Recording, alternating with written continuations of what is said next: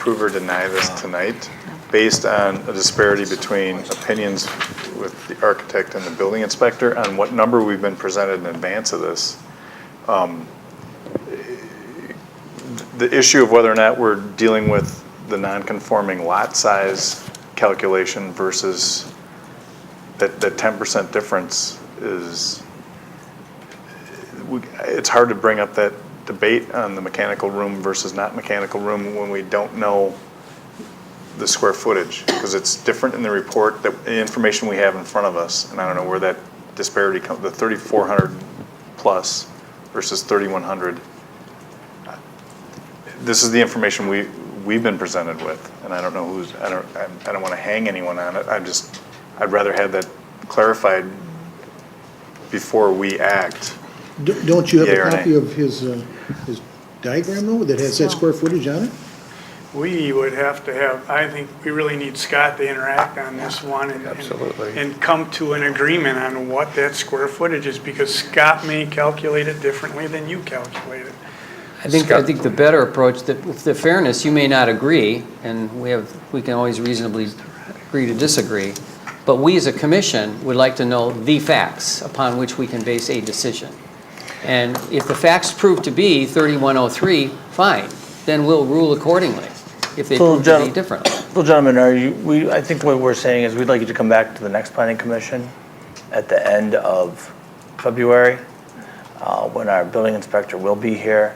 You'll have an opportunity to follow up with him again between now and then to make sure that we all agree on what the numbers are, and if they're different, why they're different, the very comments that are being made here.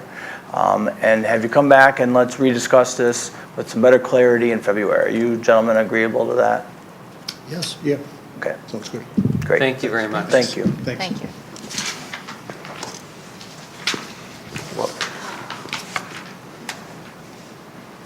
All right. So now we will move on to 6C.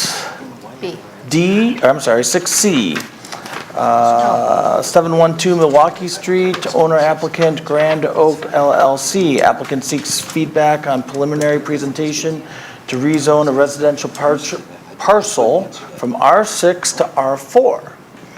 So if the applicants would come on up. Where are we now, Grand Oak? And Roger, while they're doing that, you want to give us a little overview? Sure. This is a property that the Planning Commission has had on its agenda in the last 12 to 14 months. I don't remember exactly when. This is the property that's immediately east of Fishbones, sandwiched between Fishbones and South Shore condominiums. The petitioners this evening are asking for your consideration to schedule a public hearing and take the appropriate action to allow them to rezone the property from the existing R6 and reduce that to R4. The reason being is that they intend to build a duplex on it, but with the existing R6 zoning category, they're not allowed to build anything other than multifamily. It has been proven with previous petitions, yes, you can build a 3-unit or maybe even a 4-unit building on there, but it can't be done in an aesthetically appropriate fashion, and the Planning Commission has given that direction to previous petitioners. So now we have a new owner of the property that has more realistic development expectations. I would encourage you to share with them any of your opinions and take the appropriate steps. Schedule a public hearing for next month, and so we can take appropriate action to rezone the property. The first Before we have any of that, if we could have the applicants give us their names and address. Nancy Tegeter, 1533 Milwaukee Street. Thomas Tegeter, 1533 Milwaukee Street. My first question in this report, Roger, this is the 712 Milwaukee Street, is that? Yes. 1712. Then there's another report that says 1712 Milwaukee Street. It's 1712. That's- Sorry. 17. I want to make sure we got the right street, Yes. since we just had to deal with the wrong numbers. Let's You don't mind building let's on at the least neighbor's start land. off with the right street. So we're talking about 1712 Yes. Milwaukee Street. I do remember that one from the last one. And I did look at 712 before I came over here, so obviously I spent time looking at the wrong place because that was a vacant lot. Thanks for doing your homework. I did my homework. This is called due diligence. So it's available to build a duplex on, so. Well, that's my point. wants to buy I'm that reading, lot. I went to a vacant lot and I'm reading this. Must be the weather. So anyhow, that was kind of my starting point, but I think that you need to know probably from the history here from the commission, the prior applications didn't go anywhere, obviously, and for good reason. It just, the plan wasn't there. And that's an area where we as a commission are really interested in having a replacement from what is not the best look. Right, correct. And and also you, where you live, being on Milwaukee Street, obviously have a vested interest in that whole process in that part of the community. So I think that's also helpful. So, I mean, we're very interested in getting a refresher course on what can be done here because it needs to be addressed from our standpoint. We've had numerous meetings on this before. You were involved, and we'd love to have it done in the right way. So, having said that, Well, we plan to do a duplex, a two-family there, so. So therefore, it needs to be rezoned. It does need to be- R4, it does and that need would to Which, require which is a public- down zoning on density. Correct. Sure, Yeah. and that's what we're doing tonight, is Yeah. to, So Well, we're asking to schedule a public hearing Agree to to the consider R4. this down So zoning. does R6 require more than two families? It does not, but it does not require more than two Okay. family, but it's not permit two family. oh, that's interesting. 2.5? Well, it doesn't require more. It doesn't give you a specific number. It's just that a two-family Doesn't fit into R6. is not a permitted use in the R6. So it's gotta go. Gotcha. It gotta go to R4. Because we were We struggling can build with, an ugly three-family, No. four-family, if you'd like. We've seen we that. already went through that. yeah, as long as they don't have, as long as they don't have cars or boats. We don't we're need good. another ugly one. So No, I Jim, think you'll be pleased with the design. It's more of an East Coast Nantucket type style. It'll fit into that district. Super. That's I exactly don't what think we you're were gonna get trying to any get the last complaints. time. Yeah, If you look at the other projects that we've worked on, they're all high quality, I think very aesthetically pleasing, and will increase the value around it. And are you intimately familiar with the very interesting geography of the lot and We are the very lake access and Very the, familiar. and what was there, what people use it for Yes. now, okay, all right, Yes. okay. That's good. Might be the most oddly Yeah. configured lot It in the is, city. it is very unique. And, Hockey shape. yeah. Hockey And so stick shape. what would be, I'm all for it, and what would be very helpful is any kind of just basic rendering at the public hearing to demonstrate. I think that would help you out a lot in Okay. making it go forward, just to give people a visual as opposed to dissuade any kind of fear what might pop up. And I don't know that you'd be held to it, it's just, this is a rezoning issue. Right. But just to give people an idea, and you wouldn't, Yeah, we have a you wouldn't be held to plan. materials and color and what Yeah. kind of We brick. have a plan already designed that we are actually going to build on another lot that we own on Milwaukee Street, and it was suggested by the, is it the city planner? Building inspector? I'm sorry, the building inspector, that we That's take a him over look there. at Yes, Scott. 1712, and that might fit on there. So we already have plans done. We don't want to go further on those plans until we know what our setbacks are going to be. Correct. Does anybody want to make a motion? Well, Before you do. Oh, one other thing, a suggestion from one of the planning commission members is that during the history of this parcel, there were a few people in the area who were not in favor of it at that time. Okay. So I just want you to be aware of the fact that there has been opposition, at least to the prior plans, for a variety of reasons. So the community, that part of the community is very sensitive to what the plans are in the future. So I suggest that you make heighten your awareness to those around you. Okay. Well, Along here's those- what I think of that, is it was for sale for anyone to buy, and if they wanted to buy it and control it, they should have done it. Yeah, and that's what public hearing's for. I Yeah, agree. I'm just throwing that out. But Just one of so the we know. unique things that came up in that last one, and I don't know if I remember, it totally had to do with the pier they were gonna Right. put in, that it would block a multi-use pier. They wanted 3 That's piers. already there, One of so 3 piers. Oh, last one. okay. that's just something that, That's not our purview, though. and you're right, it's not. That was the last guy, That's so, DNR. gal. There is one other item I want to make sure that the Plan Commission's aware of. The last time that this came before us, the neighbors were here to object to it and informed the city that they were filing an adverse possession suit against this property. The neighbor to the south? On Third West. Street. Yeah, south and west, has an adverse possession suit. No, However, that's not. Threatening, they're threatening. They're threatening, threatening. they're They're threatening threatening. suit. But the area that they are contesting, even if they were to gain possession of it, would not impact what's being proposed here today. Nor would it impact their ability to construct a duplex on it, because the amount of square footage would not compromise the R4 district standard. So you can expect that those people will most likely be here at the public hearing, but you know ahead of time. So it's an adverse possession of a footprint? It's adverse possession for landscaping and a patio, isn't it? Yeah, there's a patio that encroaches the property. We've interviewed neighbors remember. in the area that this only became an issue. It's really not adverse. And our attorney is involved in this with their attorney. He's not opened up a lawsuit. He did write a letter threatening the lawsuit, wanting that piece section of property. We offered him that section of property, and he denied it. So I think his adverse possession claim is, He wants more property than what has issue with. what he asked for, he now wants more. There you go. Sure. So, no. Yeah. So is this a motion or just a Yeah, it's procedure to motion. put them on the public hearing? Just by consent to put them on That's for what we public need to do. hearing list. I would encourage you to share with them if there are any, like Jim suggested, seeing the examples of the site plan and/or architecture. If there's anything else you'd like to see or want to know about, let them know now. Otherwise, we'll schedule a public hearing. Yeah, I'd say schedule a public hearing and bring any neighbors that like the plan or hate the plan to voice their opinion. We're not going to invite any neighbors.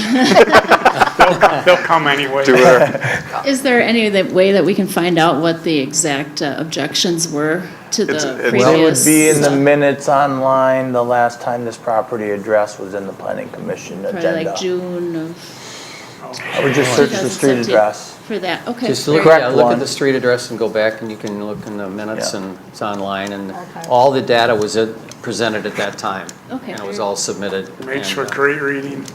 Yeah, I'm sure staff would, If you I'm really- sure our city staff would help you navigate It's, through it's that. all recorded, so if you really want to blow time, then put it on, Yeah. or listen to what everybody has to say.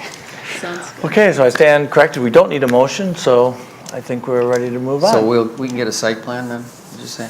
Well, when they come to the We'll next. bring it. meeting. That's the next meeting, just get it before the It's meeting. rezoning, so however much or little you When want to it's due, share. correct. You won't be held to the architectural plan, I don't Okay. believe. Schedule one. So, Well, something- whatever we present to you, we will build it that way. We're not the type that's going to present something and then change it. To a McDonald's or something. Oh, Right. so this isn't bait and switch here? No. All right, Okay, so- all right, well, we'll look All forward to All it. right, all right, so we're gonna move on to the next Okay. agenda Thank item. you. Thank you very much. Thank you. Thank Good luck you. with that. Thank you very We'll much. see you next month. All right. All right, we're on to 6D. 2980 Golf Court, Delafield, owner applicant, De La Soda LLC. Applicant seeks preliminary feedback on proposal to amend the general development conditional use relating to total green space. If you'd give your name and address. I'd be happy to. Thank you, Mr. Mayor, members of the Plan Commission. Attorney Brian Randall of Davis and Keelthau, here on behalf of the applicant. My address, 111 East Kilburn Avenue, Milwaukee, 53202. Great, Roger, you want to give us an overview, please? Sure.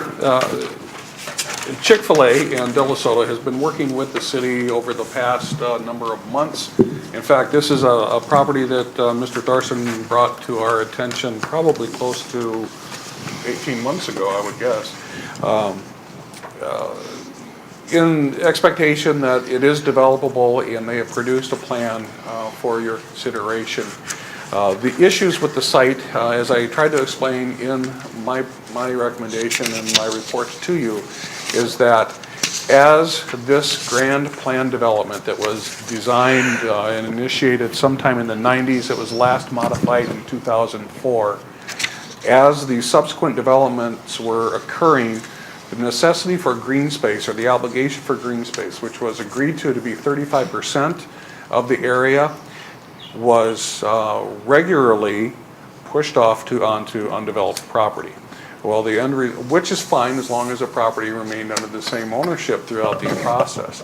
Unfortunately, what has happened for Delafield here is that they purchased the last piece of property that has been left undeveloped. It is encumbered with an exorbitant amount of green space in order to compensate for the overdevelopment of the entire general development plan and all the previous phases of development. I have the calculations for that were originally figured up in November. The square footage on that, the plan has changed a little bit before you saw it today, but that gives you an idea of how we went about approaching this shortage of square footage.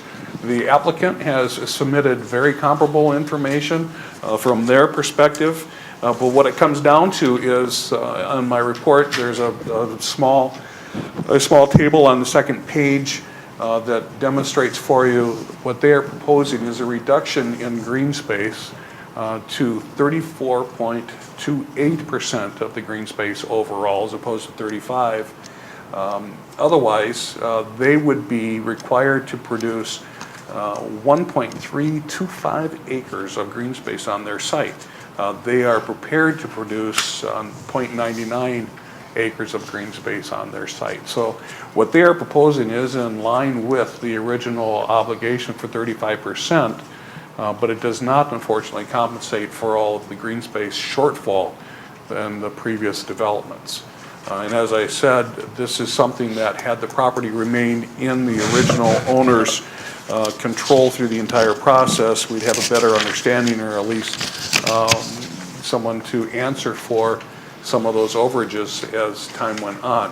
Unfortunately, we have a development now that has the opportunity to contribute a number of things in resolving the situations off-site, particularly in regards to traffic, that you might want to be able to consider to compensate for the 14,000 square feet of green space shortfall. Great, so Brian, did you have a little presentation you wanted to go through? I do, if that's okay. I see Roger is working on pulling it up to be in the screen view. Just while he's doing that, it's a pleasure to be here again, notwithstanding the cold weather outside. I last appeared before this body November of 2018, but we've also been frequent visitors here at City Hall with the Public Works Committee that met a couple of times in between now and that Plan Commission meeting, as well as sessions with staff. And so we're very excited to continue with our process. I think one of my last slides will be the next couple of meetings that we have coming up. We're going to continue to be frequent visitors here, but it's really with a end game that hasn't changed much since I conceptually presented back in November, which is to develop the last parcel at the shops at Nagelwaukie with the proposed Chick-fil-A and a multi-tenant building. So if you could go to the next slide, because I don't have control of this, right, Roger? Tell me. The presentation team tonight is me, although John Thorson, Roger mentioned him, he is here this evening. John's our listing broker and part of our development team. Chuck Wallace couldn't be here. It was last time able to join us, I expect, in the February or March meetings. Chuck and Jen Santilli, the last name on there with Chick-fil-A. Because this is conceptual and related to the green space, we advised that we didn't need everyone here to answer all those questions, but those future meetings will be where we'll have a broader team. We also have a more robust group of other consultants and specialists. Key Engineering remains our civil engineer. We have the landscape design by Trees on the Move and Insight. It worked on the lighting plan. All of that, because that's such a long list, we actually are already on file with our specific implementation plan. This is the printed version, at least, of certain size copies. So we've submitted that as of last Friday, and I know the city clerk's office and Roger and the rest of the city team will be going through that to make sure the complete application is on file. And that's because it's a 60-day lead time, so they have their piece. We've been working hard on our piece, and we look forward to presenting that going forward. So thanks for going to the next slide. The background of all this, and Roger lightly touched on this, the shops at Nagawaki really was approved in the original form in 1993, and the graphic up there is also something that's submitted into your packet, and it's a document that the city gave to me. I call that the red writing drawing. It has a number of calculations, and it really is the latest update from 2004. Again, Roger mentioned that in his staff report. I put that as a bullet point. The update and the amendments in 2004 really set the stage for where the green space is today and the numbers that we're going to work with today. A lot of hand calculations on that. Key Engineering has reversed engineered that, looked it over, and as long as that, like the prior item tonight, you don't really quiz me on the numbers. I know Roger's numbers are a little different than ours, to my favor, I guess, because we're going with a higher modification standard, but I think by the public hearing next month, we'll make sure that we're all working off of the same set of numbers, but we're very, very close, and we know that something needs to be modified. So 25 years later, here we are trying to develop the last 2-acre site in the area. So just to put it in perspective and to really focus on some of the numbers, what I'd suggest is the main numbers to focus on are the fact that the shops of Nagawaki area, it's 46 acres. And when we're talking about what modification we need, I find it helpful to translate that into square feet. So that's over 2 million square feet on that 46 acres. And again, I gave you the broader site plan just on that graphic to orient you. The total green space for all 46 acres is that 3565 standard.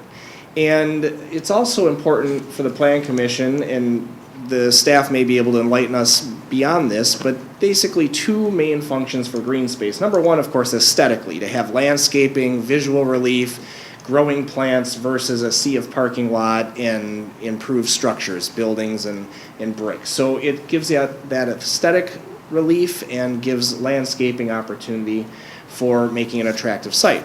But it also accomplishes infiltration, and that ties into stormwater management, something that we as a team have been focused on, but is very important to the city because you want to discourage flooding, you want to make sure water can just seep in through infiltration even before it gets to the stormwater system.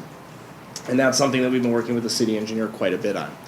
So what this comes down to, and I have a picture there of just some of the development. We have a lot of great developments there. This is a very successful project, great tenants that draw regionally and serve the local city citizens. From Best Buy to the Century Market to a variety of restaurants and other things that are there. The 35% standard, as Roger mentioned, has been intentionally compromised over time. And that original developer, and with the Plan Commission as it approved various projects, presumably it was known as those decisions were made. Essentially what that meant, though, is at the expense of this last parcel standing, now owned by a different developer, that we are faced with that shortage. And I've appreciated working with Roger on this and really coming to terms with what this all means. And so the end result, as he indicated, 47% of green space would really have to be kept on our parcel to accommodate all the prior decisions that were made, and we could only have 52% impervious versus that 35-65 standard. So this is a quote from the staff report that it really is an unduly burdensome impact with that shortfall falling upon us. So what does that mean, though? If you can go to the next slide. With how we're approaching the development, because we knew that going in, and as Roger said, my client Wallace purchased the site in late 2016. We've been working with staff on developing it ever since. So we've approached it from taking this 2.8 acre vacant site and how best to develop it and how to fit within the broader community and to develop that site in and of itself, which is really a dead-end road and it doesn't have full access like many others. We, like I presented earlier, proposed a multi-tenant commercial building of 7,500 square feet on the east side of our site, and on the west side will be where the approximately 5,000 square foot Chick-fil-A restaurant will be. And all that final and updated engineering and aesthetics is all in this submission that is going through the system now. We're also focused on preserving the green space that's there, particularly on the west where the Champion Oak is. And we, of course, have to accommodate the existing stormwater pond that's there that accommodates the other development on the site and our own. As we add impervious surfaces to the site, we're going to have to manage that on site. The final thing is we've recognized and we believe played a positive and supporting part in the fact that we are a catalytic project that will spur along the hoped for final solution for some of the traffic challenges at Gulf Road and Gulf Court. And so the city has recommended and is pursuing a roundabout solution for that. So on our own, as we've really focused on this site, we meet the 65-35 standard for this particular site. What does that mean? I put that in green. We have, and these again might be very slight deviations from Roger's numbers, but in principle, we meet the 35% green space standard because we are at 35.47% on our site plan, and we have less impervious surface than the 65% standard would allow us. Again, that's just on our site. We recognize there's this shortfall that the current requirement would be that we have to accommodate. But just on our site, we've really kept a focus on making sure that we can at least meet those standards across the board. And so the challenge for our team has been how to best maximize the obligations we have under the PUD to lay out the site and to bring forward a development that fits within the broader community. This is just a screenshot of our site plan. I think it's basically the same as what we filed at conceptual. Again, we had to do this 2 weeks ago and the larger submission went in last Friday. And so what I put up there shows that it really gives you on the perimeter the idea of that's where a lot of the green space is. How do we achieve this 35% all around? It's almost a full acre. I had the calculation of 43,186 square feet, and I know Roger said slightly less than that, but again, we'll coordinate all that. We have substantial green space on the site. We are not just clearly paved all over, but we do have the two buildings that I mentioned on the right-hand side. That's the east multi-tenant building, and on the left, that's where the Chick-fil-A is. And then we have parking in the middle of those two buildings and then along the north. So we can come back to this if you want, but that's that current site plan. What does this mean? What does the shortage mean? What the pie chart is attempting to show is out of that 2 million square feet, the 46 acres that we have at the whole shops area, the fact that the green space is being accommodated on that site, the overall 46 acres, plus our green space, the red slice is the shortage, that 14,000, we've calculated at 787 square feet. I appreciate Roger's staff report says 14,505 square feet, so that's what I meant when it's really in my favor. His staff report says there's less of a shortage, but for purposes of our conversation and our submission, we're accepting 14,787 square feet is the shortage that we're not accommodating on our site. And I think the pie chart is just important to show that we have a tremendously successful development here, and we have 99.3% of the green space accommodated throughout the whole 46 acres. And of course, we have 35% still accommodated on our site. So the shortage is the 0.72%. The benefits to the community. The mayor challenged us with this at one of our first meetings, and staff has reminded us of this. If the Plan Commission might go down this path and look at the overall PUD and knowing how successful that is and what it's done for the community by way of businesses, employment, and valuations for properties, how can we show that maybe this 0.72% deviation and slight modification would be appropriate? And so we put this in our submission, and I've just tried to summarize them here. Number one, we still have almost an acre of green space on our site. We still hit more than 35%. Second, it is a minor modification. It's a .72 adjustment after 25 years of really a highly successful project. I really think it's a job well done. I think the city vision in 1993 and in '04, as it was amended, it hits the mark as far as hitting that 65-35.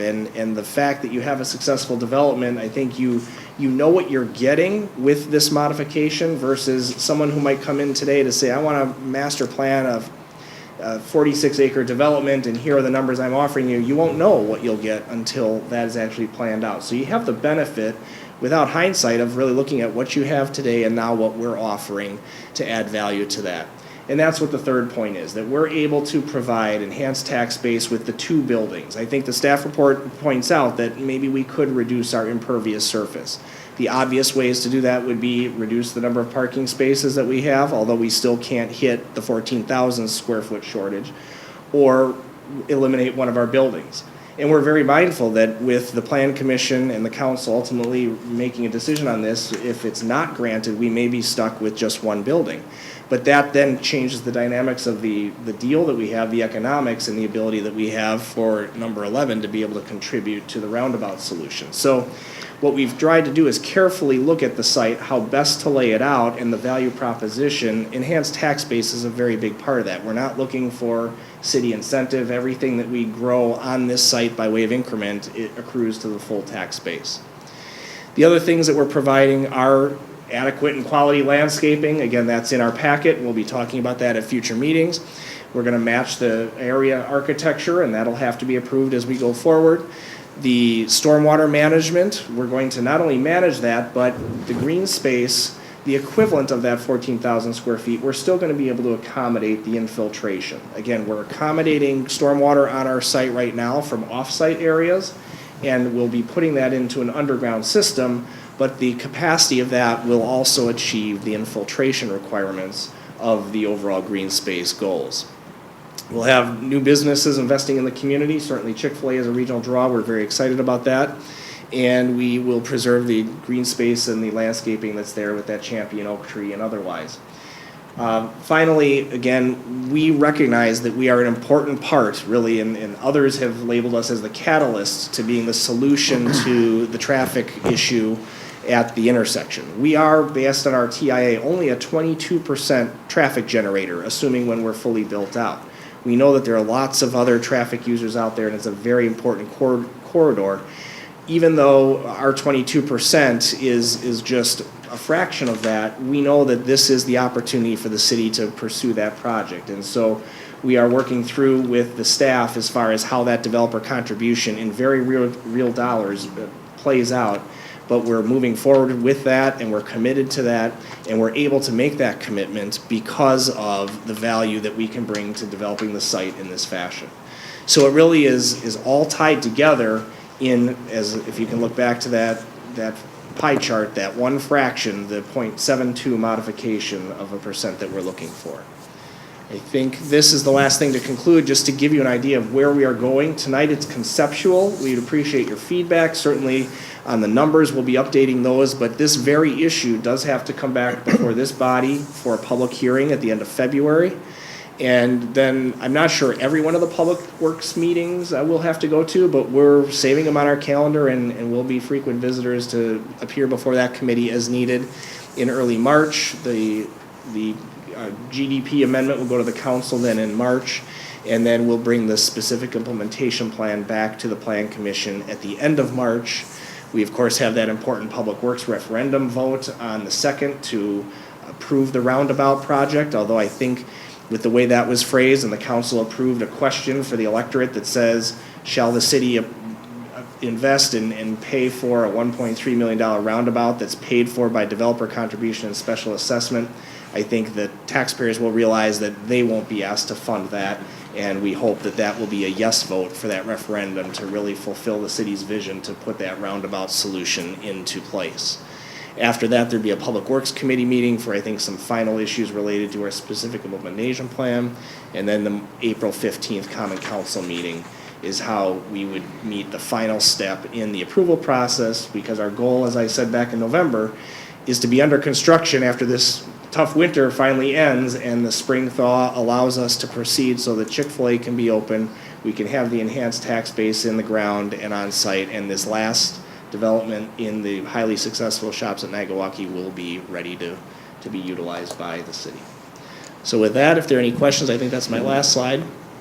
We can certainly go back. I'm happy to answer questions. We can look at other slides, but it's really, again, for the next steps that we're going to be seeking this modification for a .72 modification for that overall green space standard.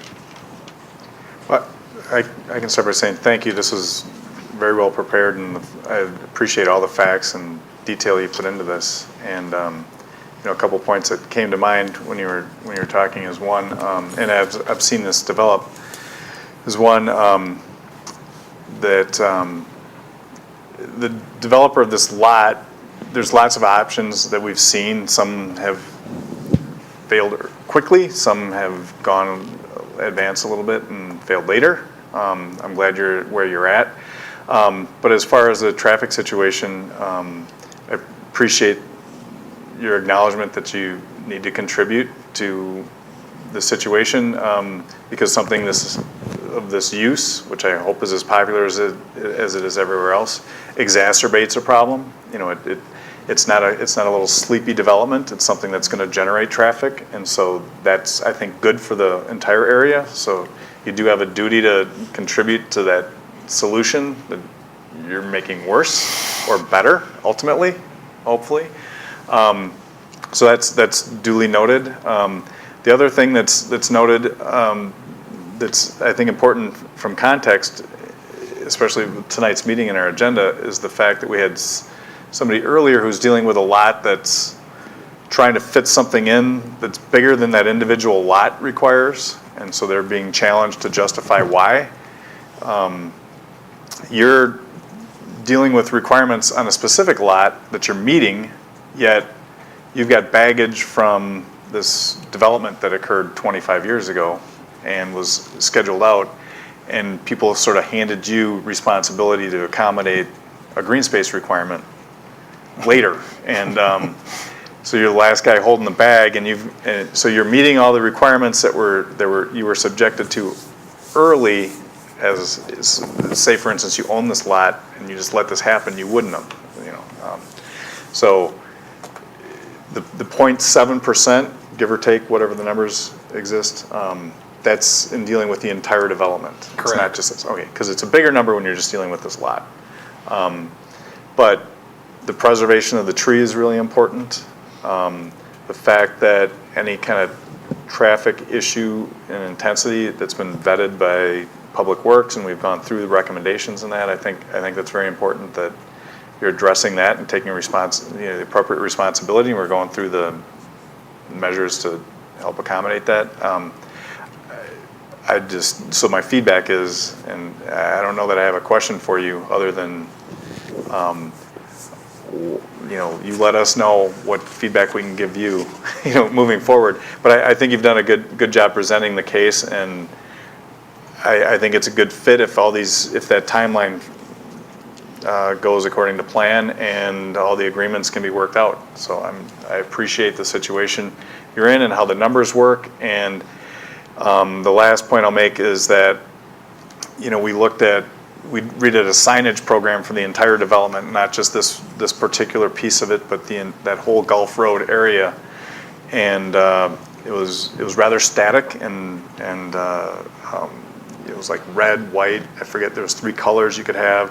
It's because of the profile it would present to people driving by the city of Delafield from the expressway, and what it would mean. Like, are we Las Vegas, or are we this Lake Country community? And I don't know that people appreciated it. We all know trees grow and vegetation grows, but the signage program changed in part because the trees have grown. It is kind of matured to where, maybe even beyond expectations, to where signage was appropriate to be changed and updated so that people could get the appropriate attention to that whole area. And so the green space issue, when you're within 0.7%, I don't know that it wouldn't have been approved 25 years ago if you said we're going to stick to 34% instead of 35. So I think it's a unique situation. I'd be all in favor of moving this forward to council based on the third of the recommendations of actions that you gave in your letter, Roger, saying that modification of the conditional use or the developer's agreement. Well, yeah, I had identified in my report to the planning commission that there were 3 possible avenues to achieve what the petitioner is asking for. One, of course, is to modify the site plan, reduce the impervious surface, cut one of the buildings in half, all the things that would typically resolve this situation, but it's just economically, it's not going to work as the petitioner has their pro forma in mind, and a solution that I think can be made to work. The other alternative is for we as a plan commission making a recommendation to council to rewrite the ordinance, change the ordinance so that 35% might be reduced to a lesser number. That may be in response to, as I put in the report, changing demographics, changes the expectations of commercial development, and things that were perceived to be appropriate a quarter century ago might be subject to change and reconsideration at this time.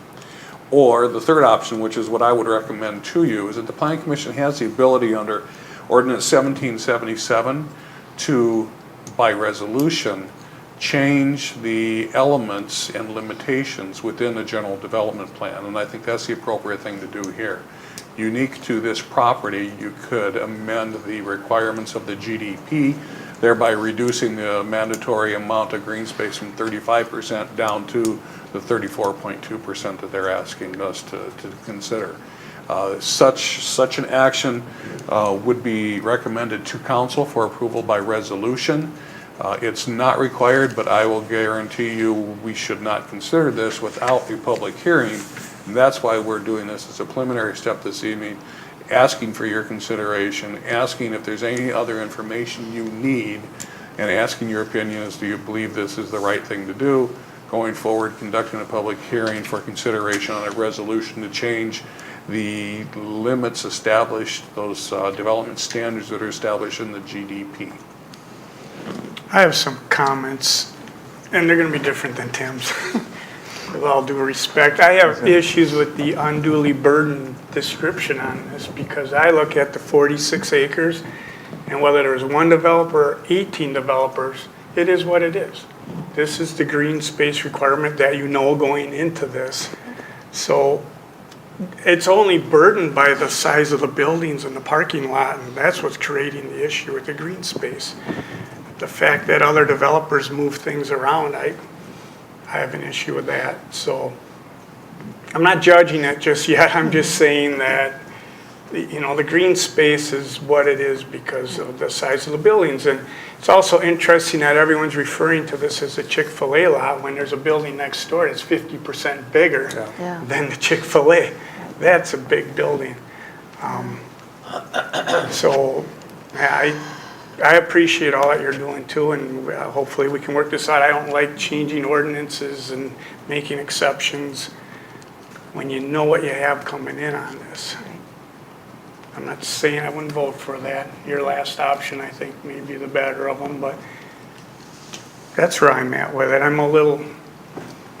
I like the fact that we can fix some traffic problems out there. I'm kind of where you are. Yeah, okay.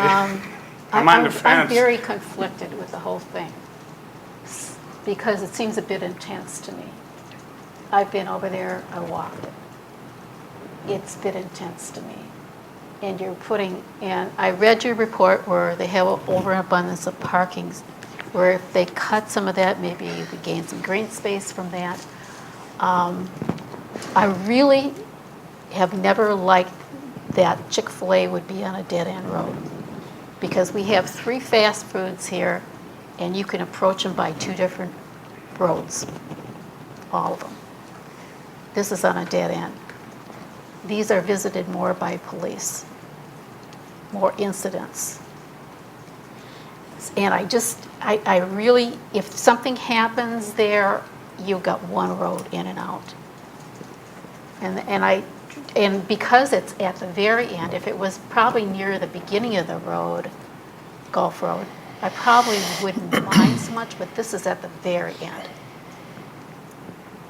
And I just, and I am real conflicted, I really am. And I wonder too, because this is so close to the freeway, I know that in our comprehensive plan, we're to be aware of the freeway in case of expansion things.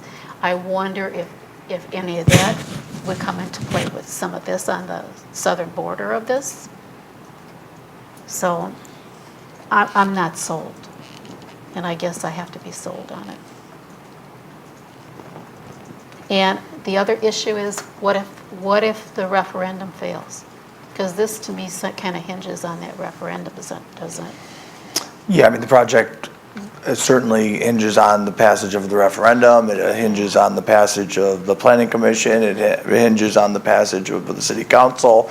You know, there's many steps that we need to go through, and this is, you know, the perfect opportunity where you have concerns to speak what those are, and will, you know, the applicant will do their best to address them between now and provide some of that additional information at the public hearing, so we can all make a more informed decision.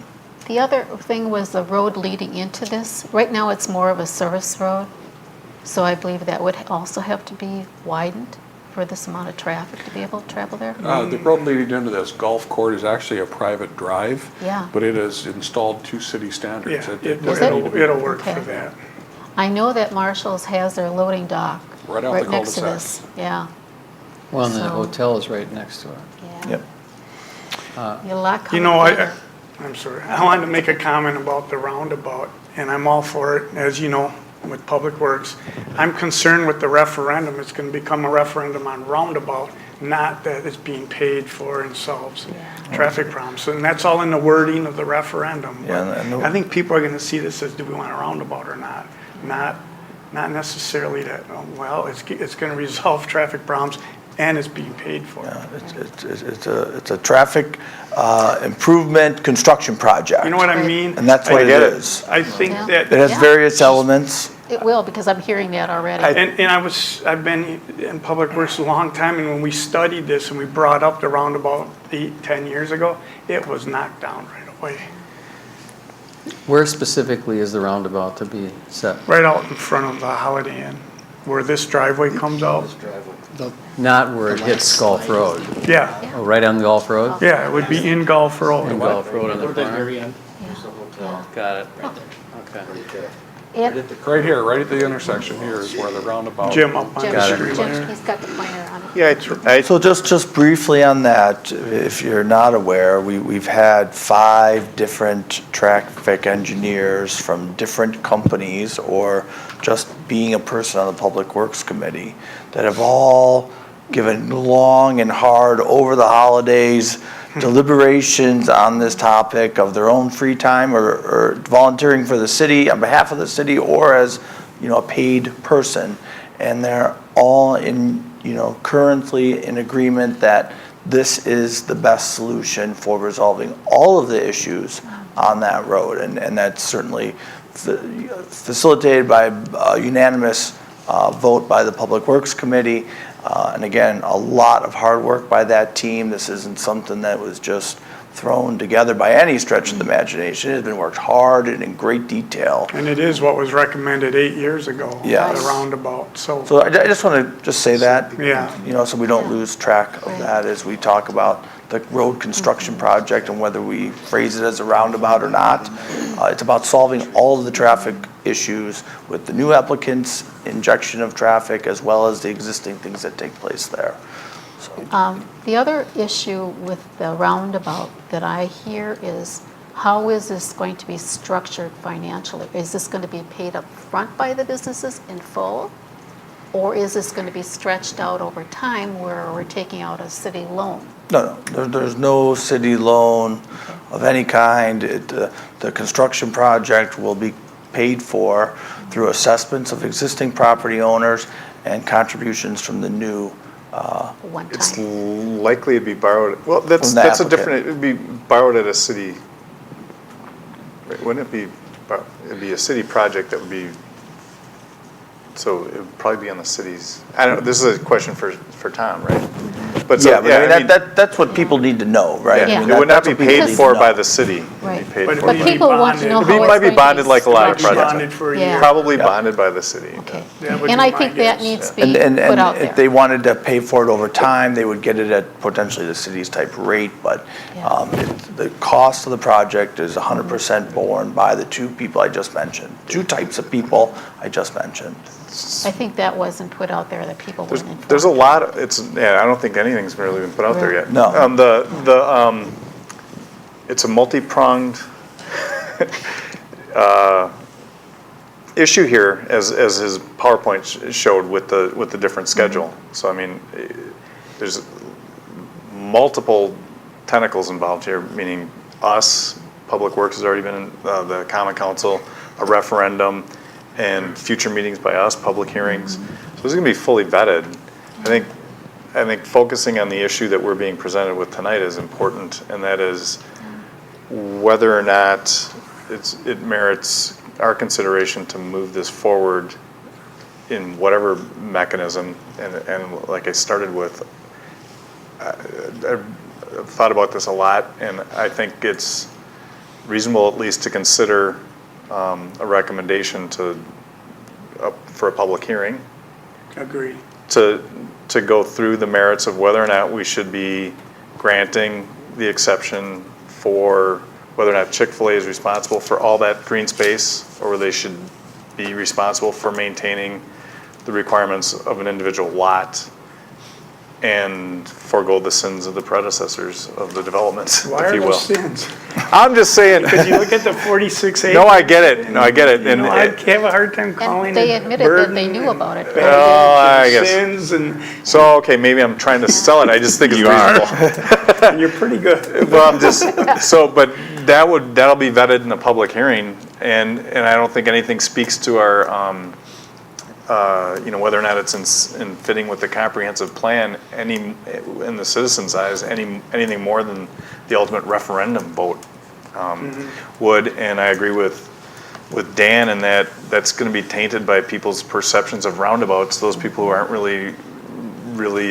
necessarily going to take the time to look at all the details around this and just see. And I mean, I think if you just took a poll, you want a roundabout, you're going to get 80% of the people saying no. I agree. And so that's going to be a hurdle that's going to is. fully encumber this whole decision moving forward. So I mean, What are we looking for tonight? Just the green space thing or the public hearing, or it's up to us? This evening, this is just a preliminary presentation. The petitioner asked for this informal opportunity to I just appreciate garner your that. input, to notify you that the public hearing will be scheduled in February. Okay. If there is any information that you would like them to produce that's not yet been provided, by all means, let them know. The application and the deadline for that public hearing in February was Monday, the 28th. They have already submitted for that. And by statute, once they submit, we're obligated to schedule it. It doesn't really require you to schedule it, but we just always phrase it that way. But just more or less let the petitioner know if you have any comments. We had a good discussion this evening. If there's anything else you'd like to see them provide. Well, back to the roundabout, I think that if you could kind of sell them on that, it solves existing problems. Everyone knows there's a problem leaving the Starbucks entrance. If you can show the benefits of this roundabout, I think it's going to help. I think that's kind of cumbersome on all of us It to is. do It's- that, right? but it's a public specifically to their development, Jim, do any of you guys down there have any specific items you'd like them to bring forth to provide more information for you guys when they come to the public hearing? I know architecture was something you mentioned quite a bit in the first meeting that they were here, Jim. What can they do to help make sure you're comfortable with that? Well, I think that you need to, and as a person was here from Chick-fil-A, that I addressed that issue to her, and whether or not are all Chick-fil-A's in terms of how they look. I mean, can we broaden it out to make it look more like what Delafield is in terms of its charm and its, architecture is more consistent with the rural community that it is, and not just another box. There's enough boxes over there. And so, and she said yes, of course, at this hearing. But I think that is an important thing that you have to recognize, and it's sort of symbolic of the people who live here, the business people who do work here, is that it's a unique place, and it requires some attention to detail on how it's presented. From the standpoint of Chick-fil-A, this shouldn't be viewed at as Brookfield Square with another Chick-fil-A next to Louis Tavern. So there's enough there right now. We have from the standpoint of box look. So I think architecture does play a role here in just how you want to present this. You have to present this from my standpoint, much like you did already, which I thought was well done, is the context of what it is, not just another restaurant per se, but it's part of investing in the community. And what does that mean to people in Delafield? It means green space. This green space is not an illusory term. It's a very important term to Delafield. If you would just go downtown, the parks and the trails and all the things around here, this is an outdoor-oriented place. And it's not viewed as a box. It's not a movie theater. It's an outdoor place to be. That's why parks play a major role. I'm on the Parks and Recs Commission, so I'm very sensitive to all this stuff. But it's all true. If you take a survey, people are very pleased with the park system. Well, you have to look at this place in terms of Chick-fil-A as part of a park, part of a community asset. But the roundabout has major significance to the community as a whole. That's a big game changer in that area for everybody. And it's going to be a change. I think that if this referendum does not pass, that will be a severe blow to the project from my standpoint. And not personally, but I just think politically it will. I'm hoping that it passes to get the ball rolling. But I think you really have to look at all the things you mentioned. I'm more in favor of reducing impervious surface areas. I'm not in favor of a city ordinance change at this time. I think that complicates the issue, really complicates the issue. General development plan amendment, we can look into that. So 1 and 3 we look at. I'm not crazy about 2. I think that's creating more of Chick-fil-A than it is. No, not to say it's not worth a lot, but we're not going to change ordinance for Chick-fil-A. I mean, I may want to look for a chicken sandwich on Sunday, and I'm not going to Chick-fil-A. So the point of the story here is, I think the parking space, if you add up little things, parking space, get some square footage there. Maybe your bigger building, which is bigger than Chick-fil-A, 7,500 to 5,000. That's a bigger building than even Chick-fil-A. Is it possible to somehow get more green space attached to that part of the building? And then the area toward the west, which would be toward the Champion Oak, making sure that really shows a lot to the public that this is a green space area is really critical to the community as I see it. And then certainly the building, not the removal necessarily, but maybe a modification of size and get more green space, the parking spaces, and the landscaping. The traffic issue is going to be the issue to me. What's going to decide this? But you're not here right now to talk traffic, but I can tell you I join with the commissioners. That's going to be a major issue for a lot of people. People have come to me as a planning commission and say, what's with this Chick-fil-A going in and how are we going to deal with the traffic? Well, anybody who comes out of the shops at Nagawaki Park and tries to turn on Gulf Road, it's a risk. So you have to go down and use the roundabout if you're going to try and get an alternative route. Like I always go down through Marshall's to get out of there so I don't get killed. So I think these